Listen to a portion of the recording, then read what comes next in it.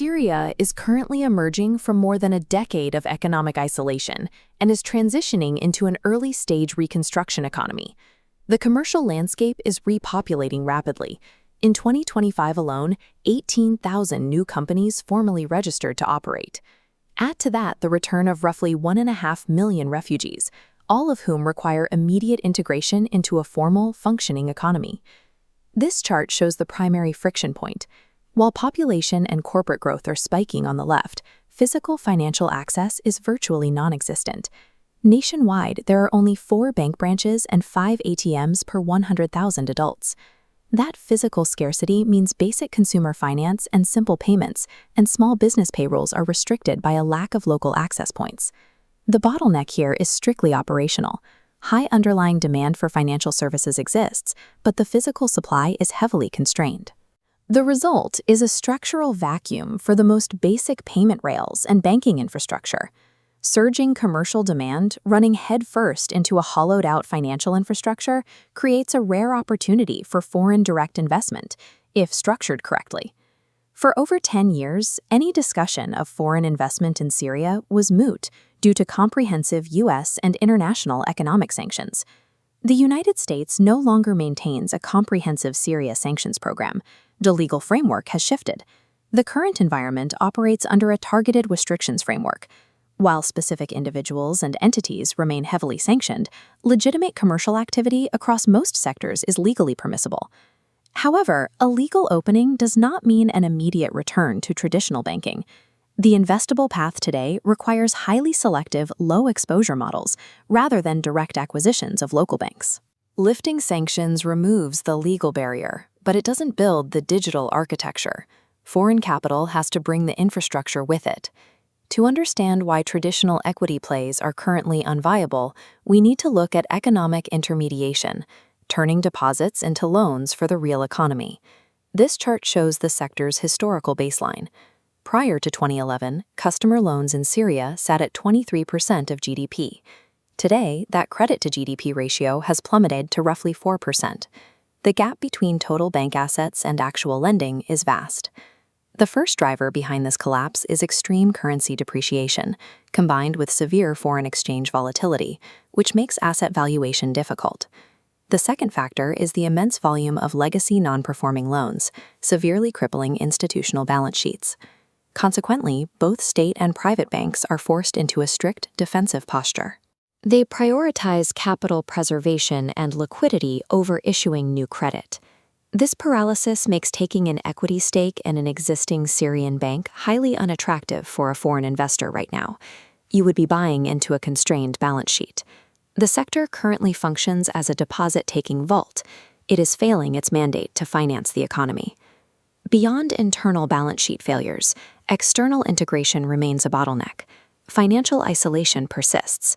Cross-border transactions are heavily restricted because Syrian institutions lack broad, reliable correspondent banking relationships.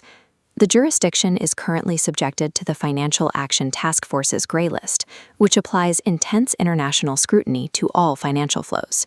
International banking partners enforce exceptionally high compliance thresholds, requiring exhaustive due diligence for any money moving in or out of the country. Overcoming these massive external hurdles requires strict, unwavering adherence to Syria's dense, highly complex internal regulatory architecture just to operate. The primary authority overseeing stabilization, monetary policy, and bank licensing is the Central Bank of Syria. Sitting alongside the central bank is the Combating Money Laundering and Terrorism Financing Commission, or CMLC. The CMLC acts as the Financial Investigations Unit, dictating anti-money laundering regulations and processing suspicious transaction reports. Simultaneously, the Monetary and Credit Council enforces capital adequacy and liquidity ratios on all operating banks. For a traditional banking operation requiring heavy capital deployment, this web of overlapping oversight creates immense administrative friction. A successful market entry must bypass this friction.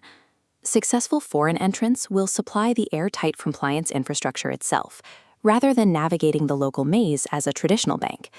This brings us to the core entry strategy, prioritizing low-exposure, service-based models. Let's map this out on a risk and exposure matrix. Equity participation in existing banks sits firmly in the top right quadrant, requiring high capital and facing high macro friction. The optimal entry route is fintech and financial infrastructure, situated perfectly in the low capital, low friction zone.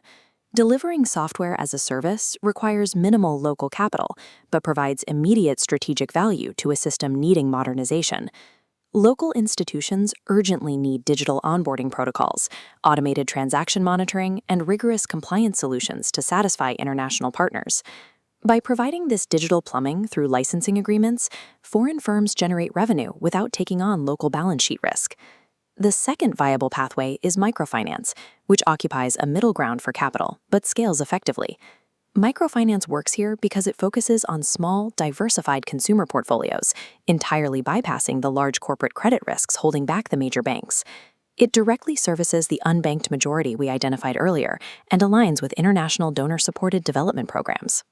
Alternatively, foreign firms can establish a representative office, a model that allows for market positioning and relationship building with zero operations. These agile models can deploy quickly and adjust to inflation, unlike the sluggish mechanics of traditional branch banking. In a market starved for intermediation but paralyzed by compliance risk, selling the financial rails is a far safer and more profitable strategy than attempting to be the bank itself. Knowing what to build is only half the equation. The execution phase requires navigating the legal setup for these low-exposure models. The primary interface for this process is the Syrian Investment Agency, or SIA. This chart maps the dual-track licensing system. Instead of the standard, fragmented commercial route, incoming capital should utilize the investment path managed by the SIA. The agency functions as a one-stop shop. It coordinates and aligns the necessary approvals from the central bank, the CMLC, and local municipalities simultaneously. Routing through the SIA also secures eligibility for specific state incentives and legal guarantees for larger infrastructure projects. Utilizing this central hub effectively neutralizes the administrative friction that typically stalls foreign direct investment. The macroeconomic reality is clear. The commercial market is reopening far faster than the local banking sector can rebuild itself.